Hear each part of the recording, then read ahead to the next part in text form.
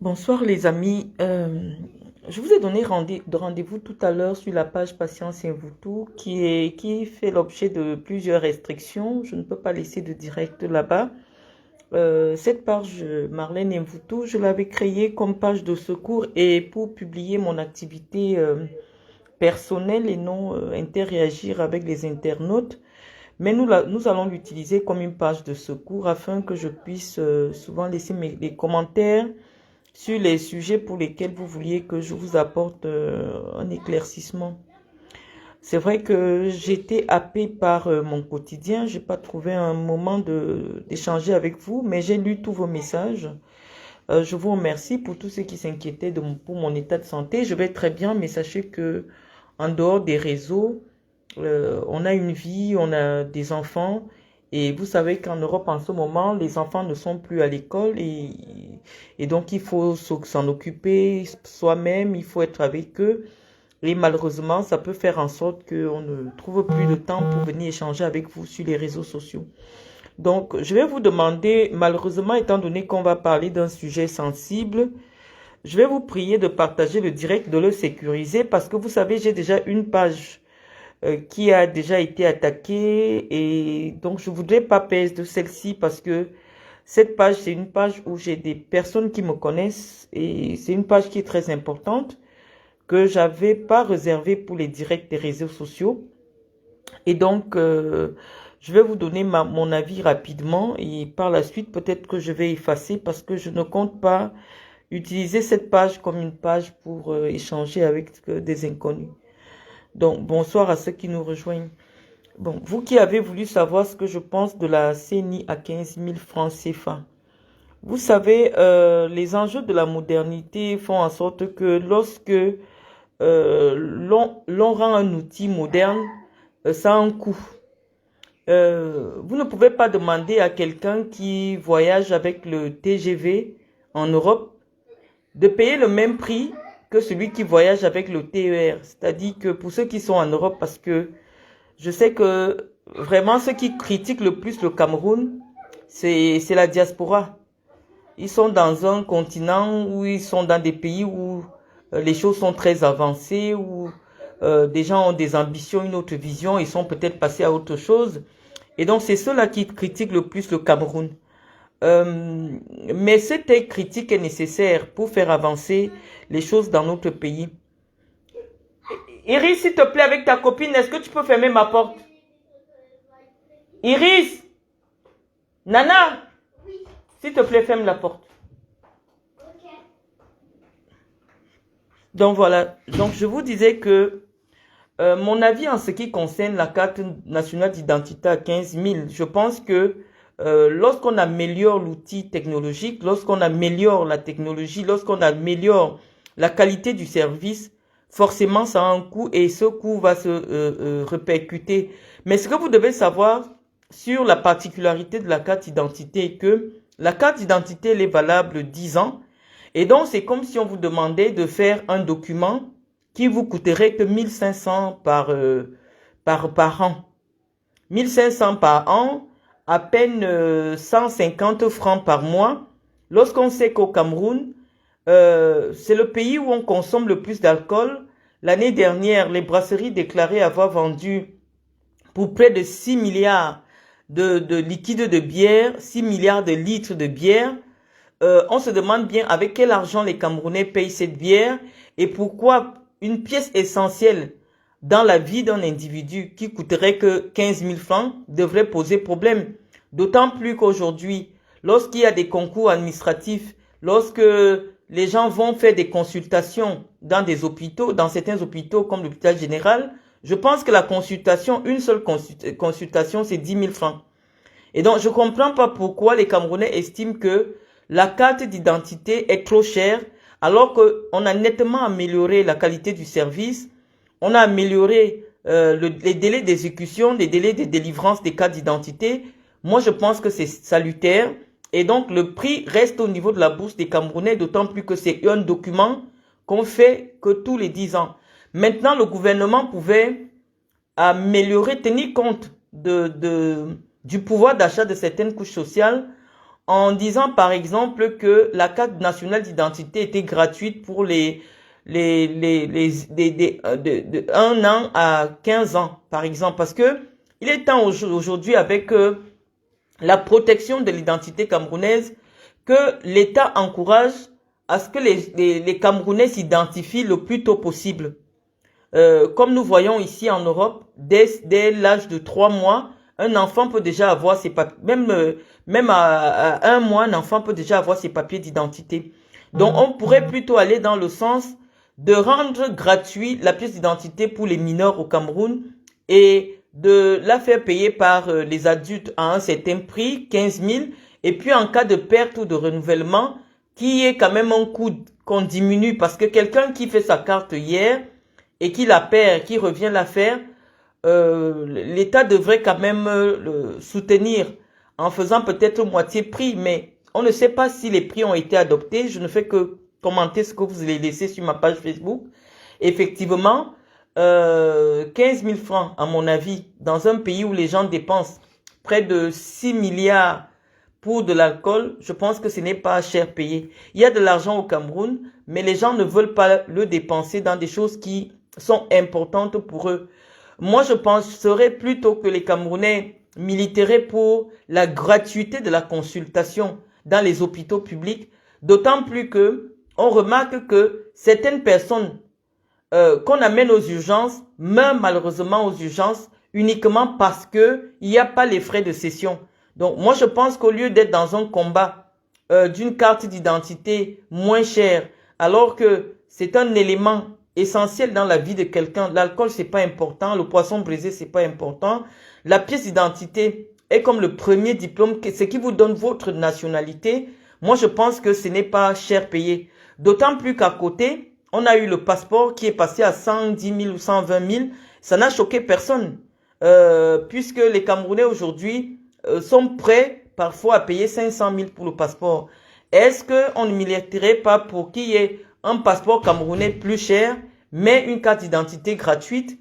Mais combien de personnes voyagent? Très peu de personnes voyagent.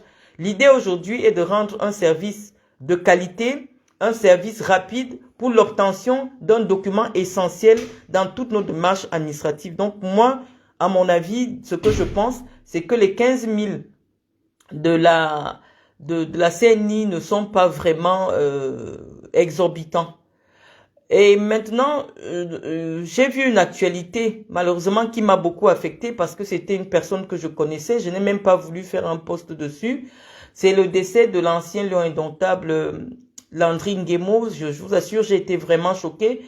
D'autant plus qu'aujourd'hui, avec les réseaux sociaux, on a l'information à temps réel et avec les images les plus choquantes. J'ai jamais vu quelque chose comme ça.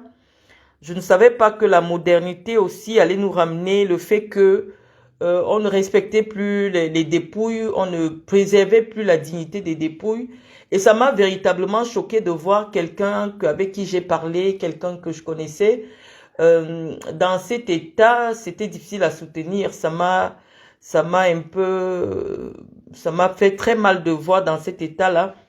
Mais est-ce que c'est toujours l'état de nos routes les routes sont très mauvaises. Je crois que l'état du Cameroun actuellement est en train de refaire un nouvel axe entre Yaoundé et Bafoussam. Je crois que l'axe doit être à 70% de réalisation. Je ne sais pas quel est le pourcentage.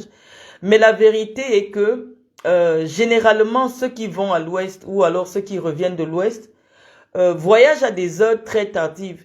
Lorsque quelqu'un quitte la ville de Bafoussam à 4 heures du matin, il ne s'assure pas si son chauffeur a bien dormi, si lui-même a bien dormi. Et lorsque vous voyez la nature de l'impact de la voiture, on se dit que soit le chauffeur de Landry s'était endormi, soit ils allaient dans une vitesse extrême parce que un 10 roues, même s'il fait un 10 roues de cet état-là ne fait pas une grande vitesse. Ça signifie que la voiture était dans une grande vitesse ou alors le chauffeur s'endormissait. C'est très difficile à expliquer. Mais ce qui se passe, c'est que même en Europe où il y a les autoroutes, je vous dis, le taux de mortalité sur les routes est toujours très élevé. Il y a toujours beaucoup de morts sur les routes. Malgré l'autoroute, malgré toutes les infrastructures qu'on peut vouloir. La route tue partout. Donc, c'est pas une affaire seulement qui est spécifique aux routes du Cameroun qui serait mauvaise. Mais c'est vrai que derrière, le gouvernement du Cameroun, en attendant, peut prendre des mesures préventives pour permettre à ce que les vies soient sauvées sur les routes du Cameroun. Je vais vous prendre un exemple.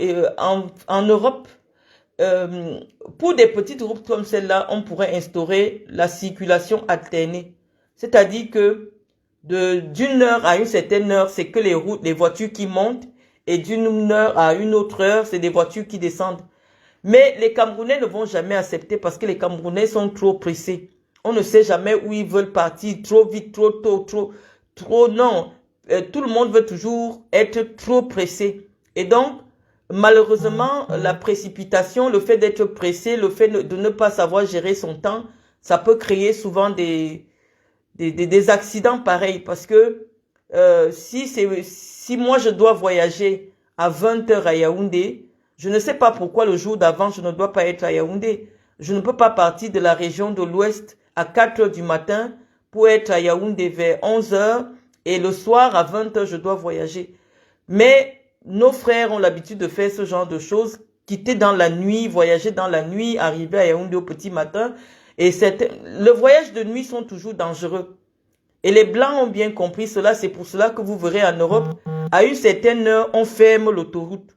Parce qu'on estime que humainement, lorsque la luminosité a diminué, lorsque c'est l'heure où le corps s'endort naturellement, on ne peut pas permettre, parce qu'on ne peut pas mettre un gendarme derrière tous les conducteurs.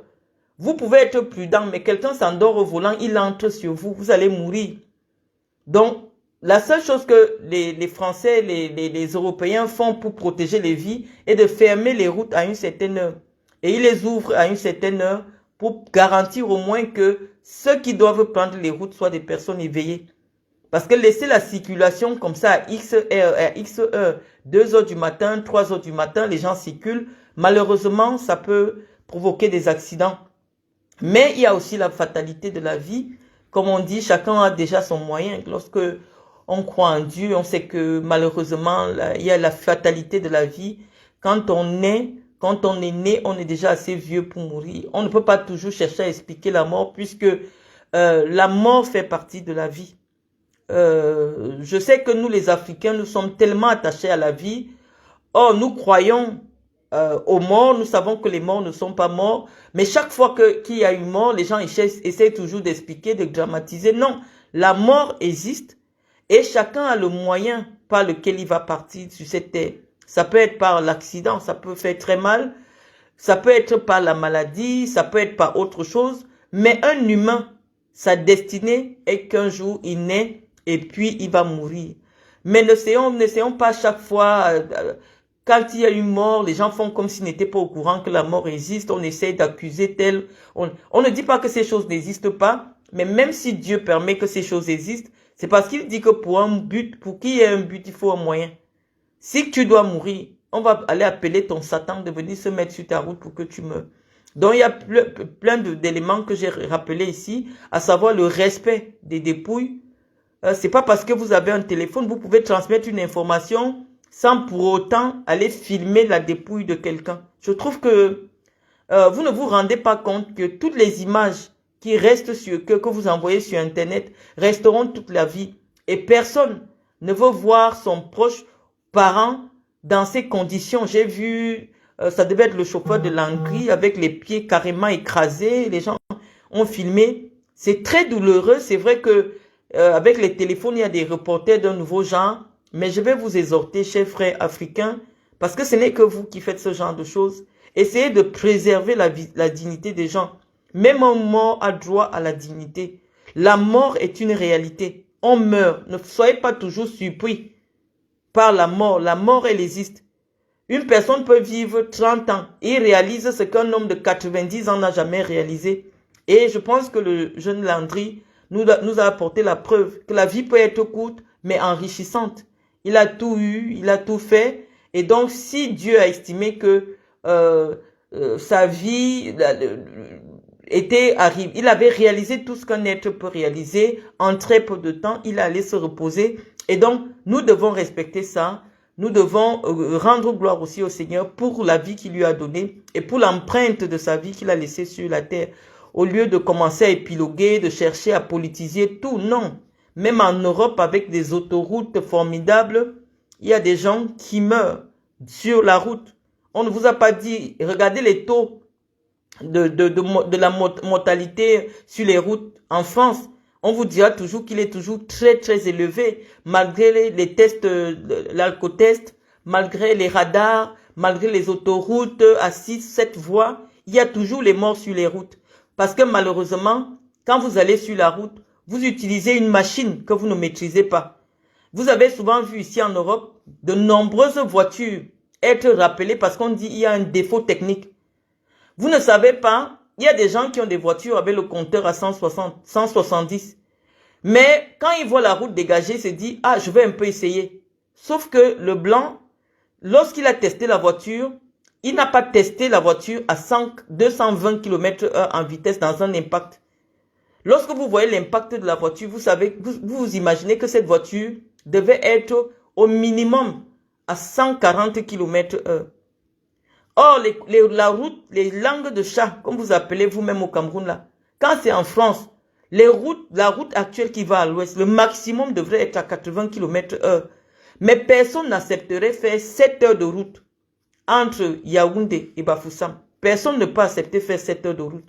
Tout le monde veut être pressé. Et lorsque vous êtes pressé, tout ce qui vous arrive sur une route qui est prédestinée à 80 km/h, vous décidez que vous allez faire du 160 heures. Malheureusement, s'il y a un obstacle, votre voiture devient très légère. Les scientifiques vont vous expliquer, il n'y a plus le temps parce que la voiture devient comme le papier. En ce moment-là. Donc, la voiture devient comme le papier parce que plus la voiture est en vitesse, plus elle devient légère et si elle tombe sur un impact, elle s'écrase seulement.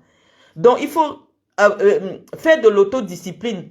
Nos routes de campagne ici, si je vous filme la route qui amène chez moi ici en France, il n'y a aucun radar, il n'y a aucun panneau, il n'y a rien, c'est des routes de campagne. C'est des routes nationales. Les routes nationales ne sont pas des autoroutes. Donc ce n'est pas seulement au Cameroun qu'il y a ce type de route-là. Il n'y a pas l'autoroute partout en France. Quand moi je viens chez moi, je prends l'autoroute, mais à un moment je quitte l'autoroute pour être sur une nationale, pour rentrer chez moi. Et c'est des petites routes.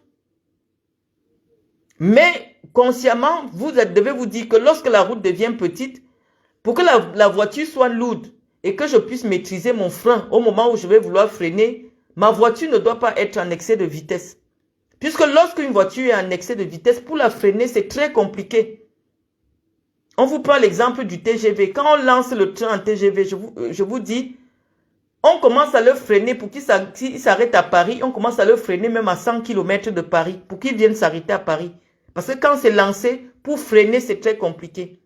On vous dit que lorsqu'une voiture est en vitesse, quand elle freine, elle fait même encore 3 km avant de freiner. Parce qu'elle est dans une grande vitesse. Et donc, la vitesse, ça tue. Le fait d'être pressé, de dire que oui, moi je fais Yaoundé-Douala 1h30 minutes, j'ai une bonne voiture. Non, ces voitures sont conçues pour des routes spécifiques. Vous ne pouvez pas acheter des voitures qui sont destinées pour des routes européennes, vous amener au Cameroun et vous voulez rouler comme si vous êtes en Europe. Non, adaptez-vous. Les routes nationales au Cameroun sont les mêmes que les routes nationales en France. Ceux qui veulent toujours amener le débat dans le sens de dire que les politiques camerounaises ne font rien. Non.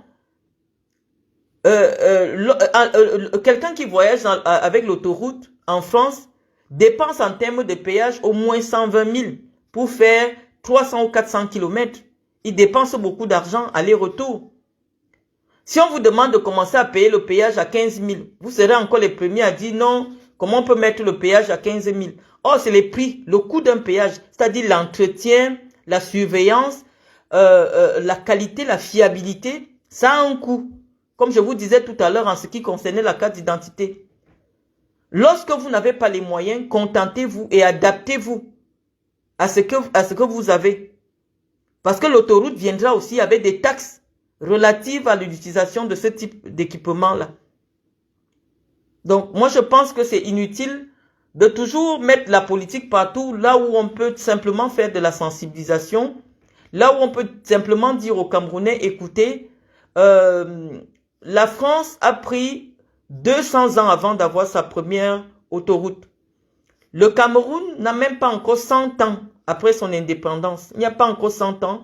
Il y a des choses qui arriveront, certes, mais pour le moment, essayons de bien utiliser ce que nous avons déjà sur place. Ça n'a rien à voir avec le soutien à un tel ou un soutien. Non, c'est juste une conversation humaine que j'ai avec vous. Et ceux qui veulent comprendre, comprendront. Que n'essayons pas toujours de politiser tout. Le Cameroun tue les routes font. Non. Vous prenez la même voiture en France. Vous mettez à 130 km/h. La voiture commence à faire comme si c'est le papier. Essayez de freiner votre voiture quand elle est à 130 km/h sur l'autoroute en France. Vous allez voir que vous allez freiner au moins à 2 km. Donc, c'est de la technologie. Et une technologie que vous, les Africains, vous n'avez pas fabriquée. Que vous ne maîtrisez pas. Vous ne maîtrisez pas ces technologies. Et puis après, derrière, oui, Landry, c'était quelqu'un d'une humilité extraordinaire. C'était quelqu'un qui était d'une humilité extraordinaire. C'est bien de construire les maisons. Mais c'est toujours bien aussi de s'entourer des éléments qui peuvent nous protéger. Parce que moi, je pense que un Range Rover aurait peut-être mieux supporté d'un impact qu'une voiture, une Vitara. La Vitara, la qualité de cette voiture, c'est comme du papier, c'est des voitures de ville. Ce ne sont pas des voitures pour faire la ligne. Lorsque vous voulez déjà faire 500 km, les petites Vitara, là, c'est des voitures de ville. N'utilisez pas le taxi. Les petites voitures, là, pour aller sur la route de l'Ouest, vous allez rester. Parce que là, c'est très long. Vous ne pouvez pas faire 800 km dans des petites voitures. Essayez un peu de comprendre l'utilisation de ce que les Blancs vous envoient. Vous ne verrez jamais quelqu'un avec une petite voiture de ville. C'est pour ça qu'ils appellent ça les voitures de ville. Des voitures pour faire les petites courses à l'intérieur. Toi, tu décides que c'est avec ça que tu vas faire la ligne. Tu vas faire les grands axes. Ça va te laisser en route. Lorsque on aime la voiture, qu'on essaye de faire la route avec la voiture, soit on est dans le bus, mais ça ne veut pas dire qu'on ne meurt pas dans le bus, soit on achète une voiture qui est conséquente. Il y a des voitures qui sont beaucoup plus solides, non seulement pour arpenter les routes du Cameroun, mais pour mieux se protéger en cas d'impact. Donc, c'est mon avis, tout en acceptant la fatalité de la vie, en disant que chacun a son jour. Lorsque ton jour arrive, personne ne peut ajouter un jour de plus à ta vie. Malheureusement, en fonction de ton histoire familiale, comme je disais tout à l'heure. Parce que malheureusement, nous sommes des Africains. Et en tant qu'Africains, il y a des rites qui existent chez nous et qui peuvent remonter jusqu'aux ancêtres que nous n'avons pas connus, qui font que certains accidents de la vie nous arrivent. Par exemple, le fait d'avoir un parent qui est décédé par accident, c'est pas quelque chose d'anodin. Dans certaines coutumes africaines, des gens font des rites pour que ça n'arrive plus. Et si dans votre famille, dans votre vie, dans d'autres vies, vous n'avez pas eu à vous laver de cette malédiction-là, cette malédiction ancestrale, malheureusement, elle peut se répercuter sur la descendance. Et donc, ce propos me permet de terminer sur le petit commentaire que j'ai fait sur ma page en ce qui concerne Brenda. Vous voyez, je suis obligé de courir. Ce matin, vous avez partagé massivement la photo de Brenda qui a décidé de montrer au monde son orientation sexuelle. Et j'ai essayé de vous expliquer en quelques lignes. J'ai essayé de vous expliquer que Brenda Biya, de par ses origines, est française. C'est-à-dire qu'elle a la nationalité française. Qu'on le veuille ou non, elle n'est pas uniquement camerounaise. Je vois le prisme sous lequel les blogueurs camerounais essayent d'analyser son coming out, j'ai simplement dit Brenda Biya a un quart de ses gènes qui sont occidentaux. Et en Occident aujourd'hui, on a reconnu scientifiquement que l'on ne décide pas de devenir homosexuel. C'est ça que vous devez comprendre, vous les Africains, nous les Africains. Nous devons comprendre que c'est une grande souffrance. Ce n'est pas uniquement du plaisir parce que la sexualité d'un être humain détermine l'essentiel de sa vie. C'est Freud qui le disait. Et donc, personne ne peut décider d'avoir une sexualité qui va le marginaliser, qui va le faire souffrir, qui va faire souffrir ses proches. Mettez-vous dans la peau d'un homosexuel et essayez de le comprendre. Parce que les scientifiques nous ont expliqué que la sexualité, elle était déterminée en fonction des chromosomes et il y a certains enfants qui pouvaient être victimes de dysfonctionnements chromosomiques. Cela signifie qu'au Cameroun, si l'on veut continuer à condamner les homosexuels, ne signalez pas cette page s'il vous plaît. Malheureusement, on est obligé de prononcer des termes qui peuvent être censurés. C'est comme si vous venez aussi nous dire qu'on doit punir les albinos, on doit punir les handicapés de toutes sortes. Sachez que personne ne choisit sa sexualité. Vous ne devenez pas hétérosexuel parce que vous avez vu votre père être hétérosexuel. Ce n'est pas vrai.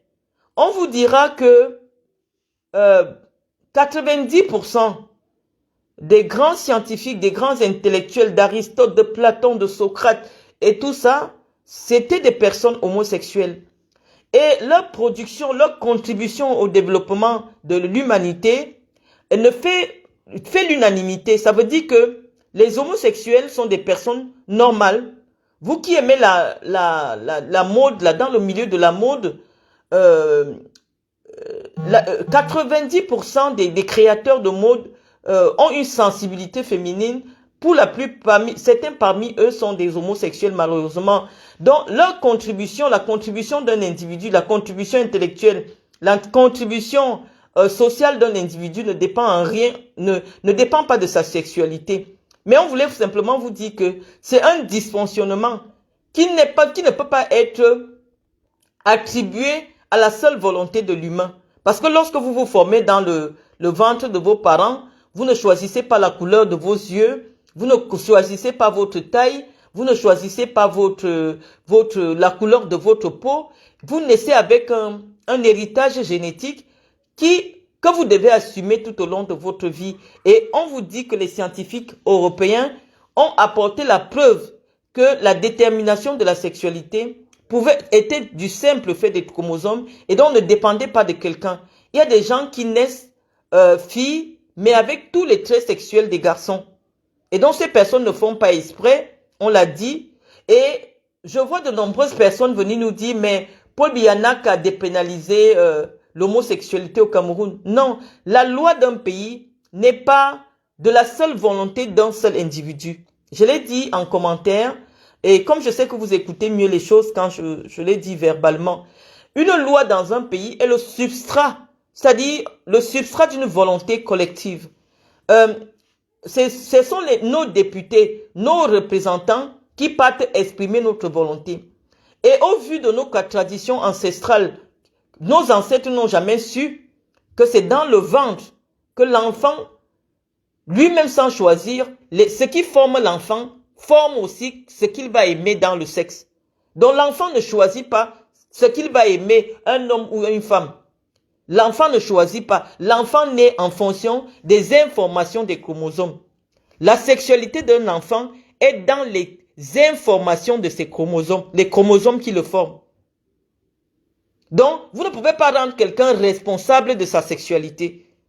Et donc, comme majoritairement, malheureusement, les Camerounais sont encore enfermés dans l'obscurité de l'ignorance, on ne va pas vous obliger à dépénaliser l'homosexualité puisque une loi est la volonté est le substrat d'une volonté collective. C'est-à-dire, la loi est la volonté de plusieurs personnes.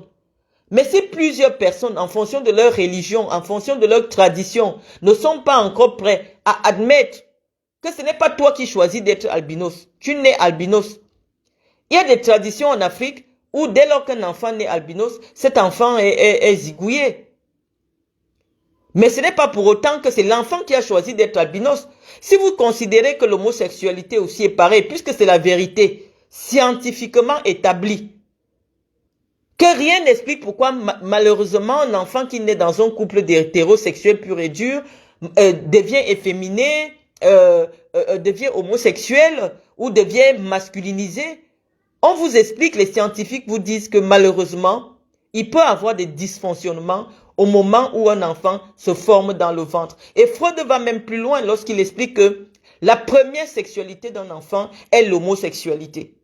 C'est-à-dire que l'enfant découvre la sexualité par l'homosexualité en étant d'abord attiré par les enfants de même sexe que lui. Ça, c'est scientifique. Et parce que la science a tellement été avancée en France, en Belgique et partout, on a dit non, nul ne peut être tenu pénalement responsable de quelque chose qu'il a acquis dans le ventre de sa mère. C'est comme si on disait aussi qu'on va commencer à envoyer tous les séropositifs en prison. Donc je dis que c'est de l'obscurantisme qui fait en sorte aujourd'hui que les populations camerounaises, malheureusement, face à ce qu'ils y considèrent comme étant de l'abomination, continuent de penser que le Cameroun ne peut pas être un pays où on dépénalise l'homosexualité. Mais lorsqu'on parle déjà de Brenda Biya, sachez qu'elle, déjà, c'est une citoyenne du monde. Elle est française. Elle n'a pas acheté le chaos. Non, ses grands-parents sont blancs. Vous n'allez pas enlever ça. Et donc, si vous ne voulez pas avoir les gènes que vous ne reconnaissez pas, ou alors avoir des mentalités que vous ne reconnaissez pas dans vos ethnies, dans vos tribus, ne mélangez pas votre sang. Ça revient à ce que je disais dans le précédent direct. Qu'en principe, si vous voulez garder votre tribu, avec sa culture, avec les morphologies des gens, avec les bénédictions, malédictions ancestrales, ne mélangez pas votre sang. Parce que lorsque vous mélangez votre sang, il y a des sangs qui ont des informations, des cultures qui ne sont pas les vôtres. Brenda n'est pas uniquement camerounaise, je suis désolé, elle a un passeport qui est français. Même si elle ne le demande pas, elle est née française parce que sa mère est française. Et en France, on estime, grâce à l'évolution de la science, que ce n'est pas elle qui choisit sa sexualité. Et les Français même ont déterminé qu'il existe plusieurs types de sexualité. Il y a des transsexuels, il y a des bisexuels, il y a des queers, il y a des... On a vu que la sexualité pouvait varier en fonction de comment elle s'exprime, de l'environnement. Il y a des gens qui vont vous dire, moi je suis bisexuel. Bisexuel, je suis transsexuel, je suis homme, mais je veux devenir femme. Ou je suis femme, mais je veux devenir complètement homme.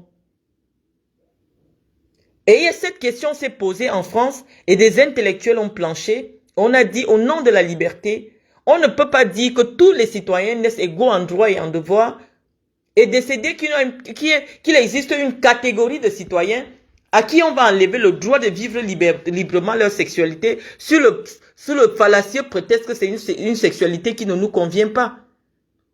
Est-ce que nous avons le droit de juger ce que quelqu'un fait de ses fesses? Puisque ça reste dans l'intimité. Donc moi je pense que, en ce qui concerne Brenda, je pense que c'est une facilité politique. Nous sommes pour le moment contre ce que son père fait, mais nous ne devons pas tenir ses parents responsables de son orientation sexuelle. Non, l'orientation sexuelle, elle est déterminée à partir des chromosomes au moment de la formation d'un bébé dans le sang. Et donc, humainement, par solidarité, en tant que moi-même parent des enfants, je ne peux pas venir commencer à dire oui, c'est parce que ses parents ne l'ont pas bien éduqué. La sexualité n'a rien à voir avec l'éducation, les amis. Personne d'entre vous ici n'a vu son père lui dire, assois-toi, écarte les jambes, je vais te montrer ce qui se passe avec un sac d'homme. Moi, je pense que, comme je vous ai dit, l'invective politique a des limites. Il y a beaucoup de choses sur lesquelles on peut attaquer Paul Biya, attaquer le régime de Paul Biya, mais je ne suis pas pour le fait que l'on utilise les enfants, qu'on insulte les enfants pour s'attaquer aux parents. Je trouve ça d'une facilité qui ne correspond pas à l'intellectuel que je suis. Je trouve ça d'une bassesse. Elle est française, elle ne vit pas au Cameroun. Parce que si elle menait cette activité-là, si elle vivait sa sexualité au grand jour en résidant au Cameroun, on allait lui dire non. Pour vivre dans un pays, il faut respecter les lois de ce pays. Malheureusement, la pauvre, à cause de son orientation, est en exil. Brenda aussi en exil. quand elle vient au Cameroun, elle respecte les lois du Cameroun. Donc, ça n'a pas de sens de dire qu'il faut aussi qu'elle parte en prison. Non. Brenda a un statut de diplomate au Cameroun. Brenda a un passeport diplomatique. Vous ne pouvez pas demander qu'on enferme un diplomate au Cameroun. La Convention de Genève vous dit non. C'est pas possible de mettre un diplomate en prison. Mais Brenda respecte la loi du Cameroun. Ce n'est pas au Cameroun qu'elle a fait ça. Elle n'est pas venue, elle n'a pas embrassé une femme dans une rue au Cameroun. Non. Brenda a respecté la loi du Cameroun. Et comme je disais tantôt, le 2 poids 2 mesures, je suis pas d'accord. Parce que si ce n'est que sur la base des rumeurs, des supputations, il y a des femmes comme Puene Françoise Mami Yanga qui devait aller en prison. Tout le monde sait qu'elle est homosexuelle. Mais puisque dans sa sexualité, elle n'a jamais dérangé personne, ou elle est homosexuelle, ou elle est bisexuelle, elle n'a jamais dérangé personne, ça ne vous a pas empêché de faire d'elle une sénatrice de la République. Alors que les témoignages sont légion, des filles qui disent que oui, elle est sortie avec moi, elle m'a pris un soir, des jeunes filles qui font les témoignages sur les réseaux sociaux. Mais vous n'avez jamais demandé qu'elle parte en prison pour homosexualité. Donc, le 2 poids 2 mesures, nous ne sommes pas d'accord. Nous disons que les homosexuels nous côtoient au quotidien au Cameroun, mais ils ne sont pas majoritaires. Et comme ils ne sont pas majoritaires, malheureusement, en démocratie, c'est la volonté de ceux qui sont majoritaires qui s'applique. Et la volonté de ceux qui sont majoritaires au Cameroun disent que la pratique de l'homosexualité dans l'espace public est interdite. Et donc, on doit respecter cela. Donc, à mon avis, la petite vit dans un environnement où les enfants assument leur sexualité, ont des droits, ont la liberté de vivre leur sexualité. À mon sens, le fait que son père soit président, ce n'est pas elle qui est présidente. Non. Son père n'a rien à voir là-dedans. Elle aussi, elle vit la souffrance de ne pas vivre à côté de ses parents parce que malheureusement, la condition pour qu'elle vive avec ses parents, c'est qu'elle puisse vivre librement sa sexualité. Or, ce n'est pas possible. Donc, elle aussi, elle est en exil. Elle est en exil pour pouvoir vivre librement sa vie comme elle l'entend. Donc, moi, je pense que c'est d'une facilité déconcertante d'utiliser cela en disant, oui, son père ne l'a pas éduqué, son père, non. Il y a des enfants qui n'ont même pas connu leur père. Vous mettez les enfants bâtards où? Il y a des enfants qu'on a jetés dans la poubelle qui n'ont connu aucune éducation, mais c'est pas pour autant qu'ils sont homosexuels. Vous mettez les enfants de la rue où? Des enfants qui sont à 4, 5, 6, 7 ans, ils sont déjà des enfants de la rue. Ceux-là n'ont aucune éducation, mais on vous dira pas qu'ils sont homosexuels. Comme pour vous dire que la sexualité et l'éducation n'ont rien à voir ensemble. On vous dira même que c'est dans le nombre de prêtres homosexuels qu'on a découvert dans l'église catholique, vous font bien comprendre que l'homosexualité n'est pas toujours du côté de ceux qui sont dévergondés ou qui l'assument publiquement. L'homosexualité aussi, ça se trouve à l'intérieur de l'église. L'homosexualité, ça se trouve à l'intérieur de ceux qui vous font des leçons à longueur de journée. Donc moi, je pense que nous devons éviter de mêler les enfants dans nos combats politiques, parce que les enfants n'ont rien à voir là-dedans. Moi, je sais que c'est une grande souffrance d'avoir un père qui a de grandes responsabilités et qui met sa vie de famille entre parenthèses pour s'occuper d'un pays, et ce depuis 42 ans. C'est pour ça que nous avons demandé à Paul Biya d'aller se reposer. Il n'a pas eu le temps de vivre sa vie. Nous le disons tous les jours, mais nous n'allons pas profiter de cette occasion pour venir verser notre bile sur une petite fille. On a souvent eu des choses à reprocher à Brenda Biya qui ne fait rien pour passer inaperçue, mais c'est une célébrité. Elle vit avec une célébrité. Moi, j'ai vu des articles de presse sur Brenda dans des journaux brésiliens. Elle est présentée en tant que l'épouse de la célèbre mannequin. Donc, c'est une personnalité publique qui vit dans un monde moderne où des gens avec qui elle n'a rien à voir en commun se retrouvent en train d'espionner son Instagram ou je sais pas quoi, par quel biais elle communique, et se mettent à donner des jugements. Vous ne pouvez pas demander à quelqu'un qui ne vit pas dans votre pays de respecter la loi de votre pays. Ça n'a pas de sens. Et c'est ce que je vous dis tantôt.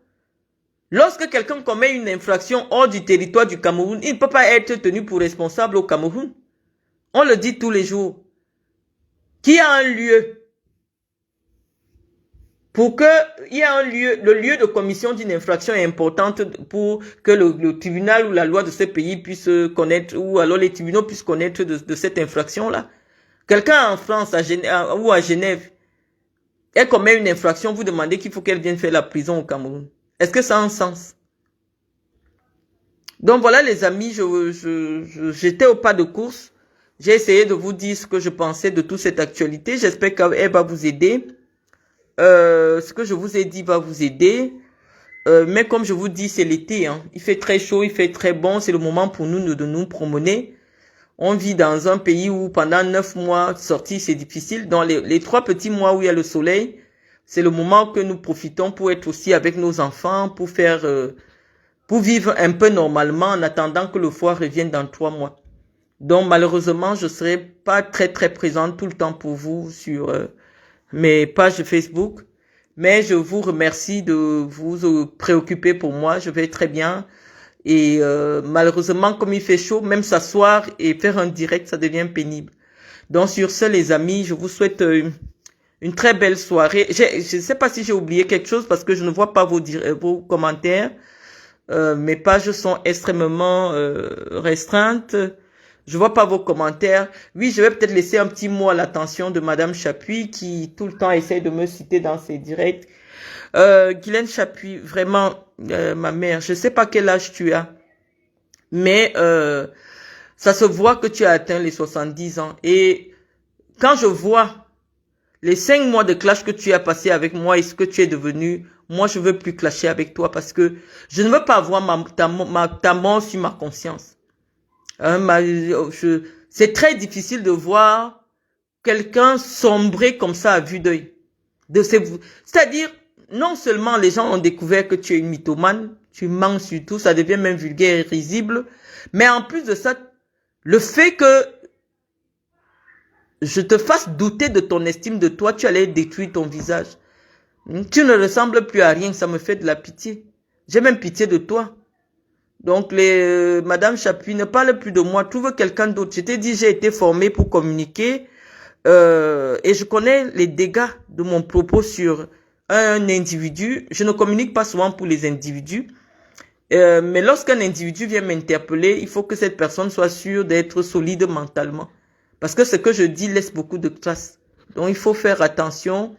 Ne joue pas à la jusqu'au boutiste dans ton clash avec moi parce que je vois tous les dégâts que ça cause, mais en 5 mois de clash, tu es devenu l'ombre de toi-même. Je voudrais plus que tu parles de moi, je veux plus que les clasher avec toi. Donc sur ce, les amis, bye bye et puis à une autre fois.